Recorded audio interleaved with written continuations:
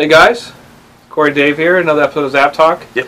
I apologize if we're kind of a little off today because they're cleaning the septic thing in the back. Oh my god. And the smell's coming in here, so it's like you have like green hair right now, just so you know. That's what I see. It's a cloudy, man. The smell's killing me. It's like, you know when something smells so bad for so long it starts to smell like normal things? Like for a second I thought I smelled, you remember when Burger King had chicken fries? Yeah. Never gonna eat those ever again. It's disgusting. I apologize for that. You got two major books coming out next week. You have, This is still blowing my mind that this is a major book. Yeah, it is. Spawn number 250 comes out. Spawn's a major book for the first time in what? 20 years? Well, no, in the early 200s they were doing all those cool homage covers, you know. Yeah. So like all the... But like, the content of the inside of the book didn't matter. Endgame was big. It was terrible. I know, but it was big. This is big. This is cool, and most people are like, why is it still going on? We're on to do number one. McFarlane wants to match and then pass the longest running independent book of all time, which is Cerebus, which was 300 issues, so he's going to go at least 301. Which makes sense. If you think about any sort of independent character, especially in the superhero, I know this kind of like draws the line. Out of everything, Spawn's still kind of like the icon for that. Listen, he's a poster child of the 90s. Oh yeah. The back issues still sell very, very well. We sell Spawn number one like every single week. So is it a top seller? No, but people still care about it. McFarlane's still a huge name. He has a huge following. People just really want to read it. I mean, like, Spawn's one of those books where if they did a reboot, I feel like there would be a whole new resurgence of it, and I guess that's why they're doing the Brian Wood title as well. Yeah, the only thing I think hurts the book is McFarlane needs to draw it. I know he likes to write it, which is fine.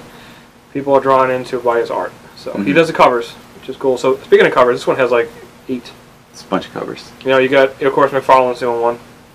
I don't think we have all the images yet, though, because they haven't really released them. No, they're being really secretive. I guess when you're not like DC or Marvel, you can really hang on to them. So you got McFarlane, Greg Capullo, who drew Spawn for years. It's where he got his start. If most of you guys are only familiar with his New 52 stuff. Batman fame. Yep, hence the cape. You know, which is why I think he got brought into Batman. Scotty Young, who seems to do a variant for everything these days. Yep. Or the baby variants. Jock, who's one of my personal... I love Jock. Jock is awesome. This is a cool one. I know we have this one. Yeah, it's really dark, the red. Cool. Sean Murphy, who did phenomenal stuff on Wake. He also did Joe the Barbarian and all that stuff. So it's a one-shot for the New 52 Batman, and the art in that was awesome. I like Sean Murphy. Very underrated. Yeah. And you got Philip Tan, who's been around forever. You know, he does Batman and Robin. He did some Green Lantern stuff. I think he did the Spawn stuff back in the day, too, if I'm not mistaken. So it's kind of cool. There's a couple black and white ones as well. But is Al Simmons come back in this? Is that the big deal about this? Yeah.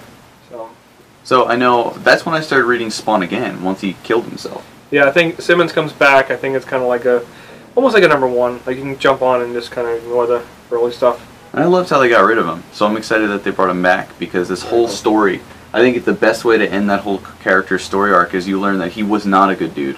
He was terrible. And he didn't really care about his family. And he was just as bad as the people he was killing. But of course, you know, like devils and stuff, they're going to do that to you. They're going to make you think you're a good guy. So he was just playing their scheme the whole time. It's really cool. Didn't even know. Check it out, Spawn Awesome. 250. I think it's like a $6 cover price. It's like oversized. I think I might get it. Cool. I might buy a Spawn book. Congrats, bud. Happy for you. Thanks. Star Wars, of course, number 1 came out, broke records, destroyed everything. Still selling very, very well. Biggest launch I've ever seen since New 52. And it just keeps going. We have people, they came in, they're like, I'm like, have you read it yet? Because I see them buying a bunch of Star Wars books, and they're like, yes, I came back for more. So Star Wars number 2 hits this week.